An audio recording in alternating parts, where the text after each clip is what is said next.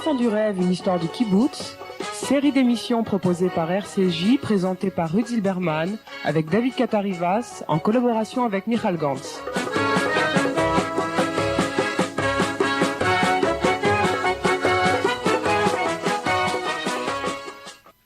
Nous nous sommes attachés, dans une de nos dernières émissions, à retracer les diverses évolutions qui ont pu affecter le kibbutz et qui ont donné sa physionomie au kibbutz des années 90, au kibbutz d'aujourd'hui. Nous avons pu mesurer la force des changements et leur retentissement réel sur l'identité kibbutzique. Toutefois, même si le terme de crise doit être nuancé, il reste que les kibbutzim sont aujourd'hui confrontés à de nombreux problèmes très divers qui déterminent sinon la continuité de leur existence, du moins la forme sous laquelle ils continueront de vivre. Quel avenir pour le kibbutz? Pour répondre à ces interrogations, j'aurai comme interlocuteur aujourd'hui David Katarivas, dont je rappelle qu'ancien diplomate, écrivain, journaliste, il vit depuis 1974 au kibbutz de Hanita, et Michal Gantz, qui est délégué du mouvement kibbutzik auprès de l'agence juive. Alors, David, j'aimerais que nous revenions maintenant sur un des problèmes centraux qui se pose au kibbutz et que nous avons que peu évoqué dans notre dernière émission, celui de la crise économique. Bon, les kibbutzim sont effectivement en crise. C'est d'ailleurs davantage une crise financière qu'une crise économique. Beaucoup d'entre eux sont dans la situation dans laquelle se trouvent, par exemple, des centaines et des milliers de jeunes ménages en Israël qui ont acheté un appartement avec une hypothèque. Et par suite du taux exorbitant de l'inflation dans les années 80, ils se trouvent avoir remboursé l'hypothèque, mais ils ont encore 10 fois plus à payer avec des intérêts qui courent sans arrêt. Or, dans les années 80, les kibbutzim ont fait la même chose. À un moment où l'argent semblait facile, ils ont fait des tas d'investissements pour de nouvelles entreprises, pour le développement du kibbutz. Ils se trouvent aujourd'hui avec des dettes. Ils doivent aujourd'hui, alors qu'ils ont déjà remboursé une très grosse partie de ces dettes, ils ont encore des dettes à payer, ils ont encore des intérêts à payer sur ces dettes, et ils sont dans une situation financière très difficile. Cette situation financière les oblige à examiner un certain nombre de réformes, à prendre un certain nombre de mesures pour essayer de remédier à la situation. Par exemple, on met davantage l'accent aujourd'hui sur la production, d'où la nécessité de transférer éventuellement des gens, des services vers la production, d'où la diminution d'un certain nombre de services qui normalement étaient accordés aux membres du kibbutz et dont on essaye de se passer pour que les gens employés dans les services puissent passer à la production. La lutte contre ce qu'on peut appeler dans le kibbutz le chômage invisible. Il y a un certain nombre de gens au kibbutz qui travaillent théoriquement. On essaye de les faire passer de ce travail purement théorique à un travail réel, à un travail productif autant que possible.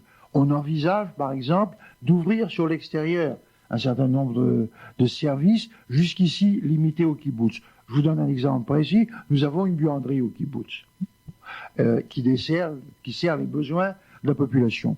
Vient de s'installer à quelques kilomètres de Hanita une auberge de jeunesse. Cette auberge de jeunesse donne des draps aux gens qui viennent passer la nuit. Il faut que ces draps soient lavés. Nous avons proposé de laver les draps pour l'auberge de jeunesse. Ça transforme le service buanderie en branche peut-être rentable, puisque nous essayons de développer et de faire peut-être une buanderie locale qui permettra qui recevra du linge à laver d'un certain nombre de gens. Donc il y a une orientation différente à la fois dans la perception des services, dans le développement ou l'ouverture vers l'extérieur et dans la réorganisation des liens finalement entre les entreprises économiques du kibbutz et le kibbutz lui-même. Et dans certains kibbutzim, on est allé jusqu'à séparer entièrement les entreprises du kibbutz. Il y a les entreprises, elles sont gérées par un comité de gestion, elles sont gérées par les administrateurs, elles sont une entité économique indépendante de l'entité économique autre qu'est le kibbutz.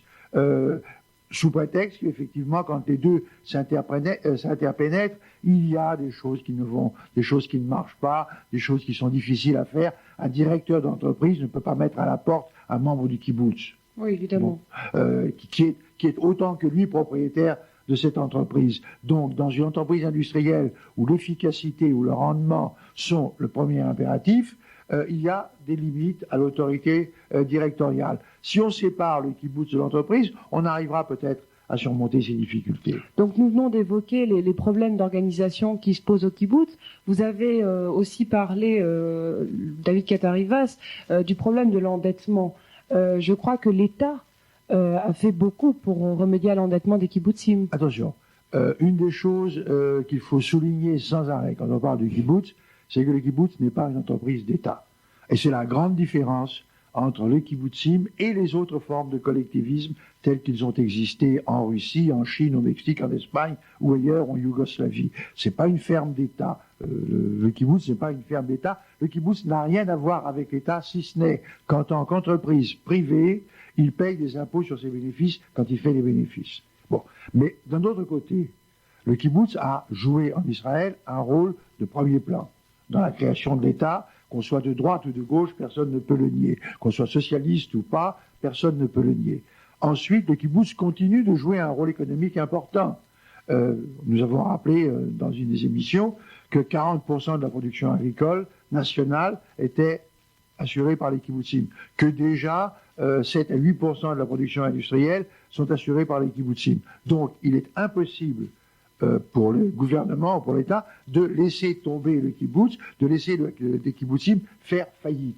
Le mouvement des kibbutzim ne peut pas faire faillite. Il représente vraiment un des éléments essentiels de l'économie israélienne. Alors, ce que le gouvernement fait pour le kibbutz, il l'a fait pour des entreprises privées aussi, c'est de permettre un étalement des dettes, d'essayer d'arriver à des accords avec les banques pour que les kibbutzim ne soient pas étranglés par leur endettement financier. Nous venons juste d'évoquer avec vous, David, les problèmes auxquels sont confrontés les nombreux kibbutzim, mais on sait que le kibbutz a toujours été un laboratoire d'élaboration sociale. Donc, depuis 1980, durant toute cette décennie, de nombreux modèles d'adaptation aux problèmes qui se posent actuellement ont été entrepris. Alors, Michal, j'aimerais que vous nous parliez justement de ces modèles avec des exemples concrets. Qu'est-ce qui a été fait par certains kibbutz? Est-ce que ça a été une adaptation accomplie par chaque kibbutz en particulier, ou est-ce que ça a été quelque chose qui a été fait au niveau des fédérations dont vous nous rappeliez le rôle il y a quelque temps? Eh bien, non, c'est justement un des exemples dans lesquels on peut louer l'individualisme et le sens général. Ce qui était général, c'était les problèmes. C'est-à-dire, les problèmes se posaient à peu près de la même façon, on vient de les évoquer, pour la plupart des kibbutzim. Maintenant, étant donné que, en général, les kibbutzim savent faire fonctionner leur méninge et qu'ils ont, au cours des années, toujours trouvé des solutions originales, chaque kibbutz, en fonction, disons, des nuances propres de ces difficultés, a trouvé une façon à lui de régler ces problèmes. Je pense qu'on pourrait en citer 2 ou 3 qui sont les plus connus en Israël et qui sont aussi les plus originaux. Le premier, pas chronologiquement, mais disons le premier qui vient à l'esprit en général, c'est le kibbutz de Beth Oren, qui est un kibbutz à côté de Haïfa, qui s'est vu quasiment abandonné par ses habitants. Les jeunes partaient et il ne restait que des gens très âgés. Il a fallu le reprendre. C'est un ancien membre qui était minoritaire dans son kibbutz à lui, le kibbutz Gonen, qui est venu et qui a institué un régime qui paraissait à l'époque quasi capitaliste. Ouverture totale vers l'extérieur. Les membres du kibbutz sont encouragés à aller travailler à l'extérieur à condition qu'ils rapportent suffisamment d'argent, c'est-à-dire selon une grille qui leur permettent d'être économiquement rentables pour le kibbutz. Et puis à condition aussi peut-être que leurs émoluments leur permettent une vie de la qualité égale à celle qu'ils auraient pu vivre au kibbutz, c'est ça? C'est ce que j'appelle économiquement rentable, c'est-à-dire qu'il ramène au kibbutz plus qu'il ne lui coûte. Ce qui n'est pas évident parce qu'un kibbutznik coûte à sa communauté beaucoup d'argent. Parce que disons que le prix de revient moyen d'un membre d'un kibbutz est très élevé puisqu'il a les frais médicaux, les frais, tout ce qui, enfin, il a une vie culturelle intense. C'est un monsieur très cher, un kibbutznik. Il lui faut beaucoup travailler pour arriver au niveau de vie de ce qu'on appelle à l'extérieur le upper middle class, la classe moyenne élevée. Bon, ça c'est Beth Oren. Beth Oren a été le premier peut-être à proposer un modèle qui à l'époque paraissait révolutionnaire et qui finalement est assez suivi maintenant. En fait, ce qui se passe donc, c'est que les kibbutzniks sortent tous les matins, ils prennent le bus et puis vont travailler en ville. pas ça Plusieurs d'entre eux, si leurs activités sont suffisamment rémunératrices, ou bien ils amènent au kibbutz une branche, comme à Betoren en particulier, où il y a une école d'équitation qui rapporte beaucoup d'argent. On essaye d'être créatif et de trouver dans le kibbutz des branches de service, ce qui est nouveau, parce qu'avant on n'avait que des branches productrices, genre industrie, des branches de service, comme celle qu'a évoquée David, en particulier pour la buanderie. Chez nous, à Matsuba, on pense faire ça pour les réparations automobiles. Et donc, chaque kibbutz développe un petit peu ce dans quoi il est bon. Développe en fait l'esprit d'initiative très individuel. Oui, jusqu'à une certaine limite. La question étant de savoir où est la limite et où s'arrête l'esprit kibbutz, c'est-à-dire où s'arrête et la séparation entre la production et la rémunération, et où s'arrête, et la ligne est très mince à un certain moment entre l'esprit d'entreprise et la solidarité commune. Alors quelles ont été les autres tentatives, mis à part Betoren? Mis à part Betoren, il y a eu un kibbutz qui... On doit aussi parler des tentatives avec moins de succès. Il y a eu un kibbutz, toujours la même chose, qui avait un petit peu été en crise et qui était prêt à disparaître de la carte, qu'on ne voulait pas le faire disparaître, qui s'appelle Yitav en Judée, en Samarie, enfin, dans les territoires, comme on dit. Et dans ce kibbutz, on avait demandé aux gens de venir en tant qu'unité économique séparée. Chaque famille venait en tant qu'unité économique avec sa propre voiture, ce qui était une révolution. Je dois, à la vérité, de dire que pour l'instant, ça démarre très mal. Donc, il est possible qu'ils aient passé la ligne rouge. Il y a d'autres modèles qui sont des sortes de dérivés du kibbutz, qui sont en train de s'installer en ce moment, qui s'appellent des villages communautaires, dans lesquels un certain nombre d'éléments du kibbutz, comme le choix des membres, la mise en commun des services, et la mise en commun de la culture, par exemple, sont maintenus, mais dans lequel l'individualisme est beaucoup plus, en particulier de la production, est beaucoup plus fort.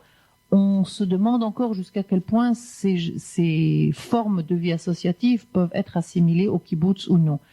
En gros, je pense qu'on peut dire qu'aujourd'hui, il y a un certain nombre d'unités, genre kibbutz, qui forment un laboratoire social dont on ne sait pas vraiment lequel des modèles sera demain celui qui redonnera au kibbutz un renouveau. Mais tout de même, quand on vous écoute parler, Michel, de ces différentes expériences, et là je m'adresse à David, est-ce qu'il n'y a pas, alors je reprends l'exemple de Betoren, où je crois aussi des membres membres des professions libérales, des universitaires sont venus habiter, donc des gens qui cherchent surtout en fait les charmes d'une vie de village, sans traces domestiques, sans tracas domestiques et sans grandes contraintes. Le kibbutz ne risque-t-il pas, si l'on s'intéresse un petit peu à l'exemple de Betoren, de devenir un village bon avec effectivement les atouts des villages, mais sans particularité, sans singularité, le mode de vie au kibbutz, un mode de vie écologique finalement plutôt qu'un mode de vie collectif. C'est effectivement un danger. Le kibbutz a toujours essayé au cours de son histoire de n'être pas un refuge, de n'être pas un endroit où des gens venaient parce que ça n'allait pas dehors et qui venaient chercher au kibbutz une certaine tranquillité, une certaine sécurité. Mais d'un autre côté, il est évident que l'orientation actuelle du kibbutz, c'est une modification de la forme première. À chaque fois qu'il y a eu une réforme au kibbutz, on s'est demandé est-ce que c'est la fin du kibbutz? Et ça n'a jamais été la fin du kibbutz. Mais ça a été une autre forme de kibbutz. C'est le fameux problème philosophique du couteau dont on change d'abord le manche et puis ensuite la lame. Alors est-ce que c'est le même couteau? Ça reste un couteau, mais ça n'est plus le même couteau. Alors on est en train de changer un certain nombre de choses qui font que ça reste quand même le kibbutz, mais ça n'est plus le même kibbutz. Alors nous voici arrivés presque au terme de cette émission, de cette série d'émissions. Alors David Katarivas, j'aimerais que vous nous fassiez un petit peu de prospective. Nous avons évoqué tous les aspects du kibbutz, nous avons évoqué ses modèles, nous avons évoqué ses problèmes, les possibilités d'adaptation à ces problèmes aussi. Alors, y a-t-il un avenir du kibbutz? Comment le voyez-vous? Quelle est pour vous la meilleure solution? Bon, il est évident qu'il y a un avenir pour le kibbutz. Encore une fois, chaque fois qu'il y a eu réforme dans le kibbutz, on s'est demandé si ça n'était pas la fin du kibbutz, et ça n'a pas été la fin du kibbutz. Alors, Vous savez que le Talmud dit que depuis la destruction du temple, le don de prophétie est réservé aux enfants et aux fous. Alors, je ne suis plus un enfant, j'espère que je ne suis pas complètement fou, par conséquent, je ne veux pas faire de prophétie. Ce que j'essaye d'imaginer, c'est comment les choses peuvent évoluer. Le fondement du kibbutz, c'est la production commune et la consommation commune. Une des choses qui ont évolué de façon certaine, c'est la consommation. Alors, il existe en Israël une forme de collectivité qui est à mi-chemin entre le kibbutz, production commune, consommation commune, et le moshav ovdim, qui est production individuelle, consommation individuelle, avec une certaine coopération entre les différentes fermes. Il y a des coopératives de vente, des coopératives d'achat, des coopératives de crédit, etc.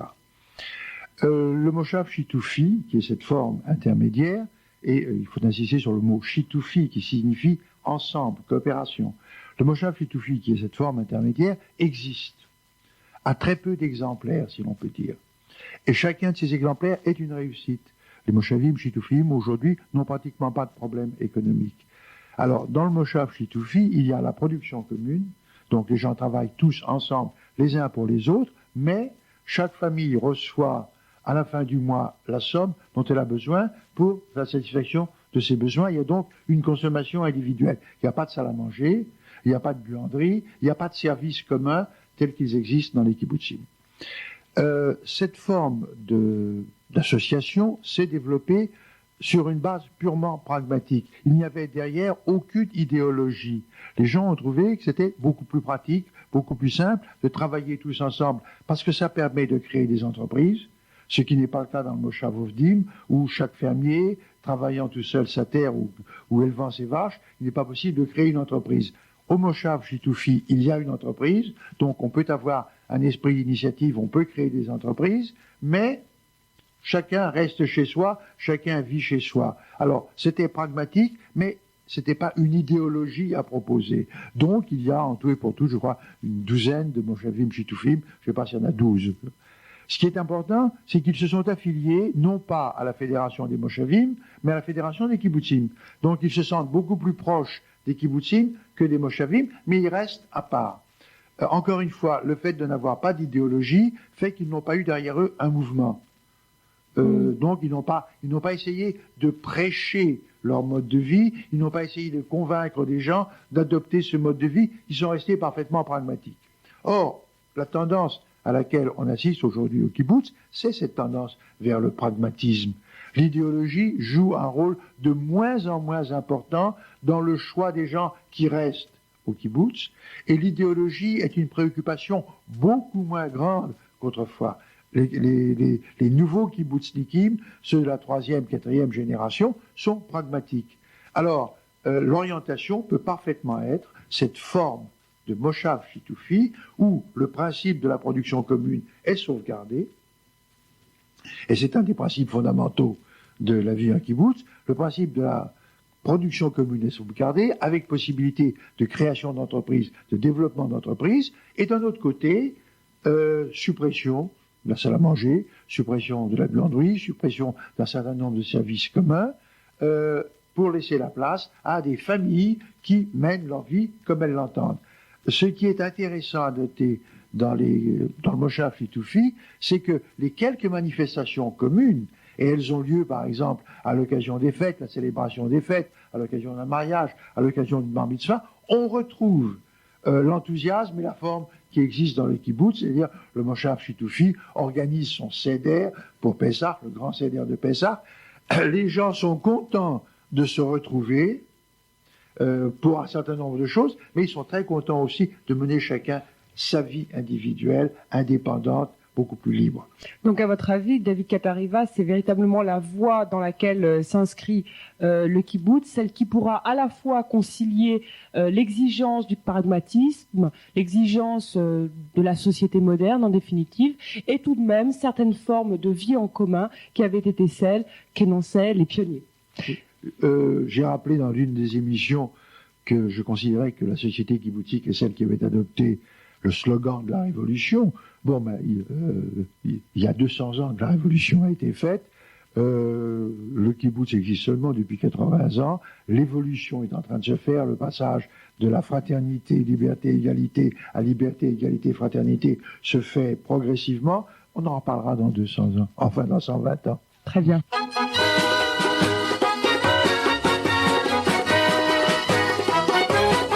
C'était Les Enfants du Rêve, une histoire du kibbutz. Série d'émissions proposée par RCJ, présentée par Ruth Zilberman avec David Katarivas, en collaboration avec Michal Gantz.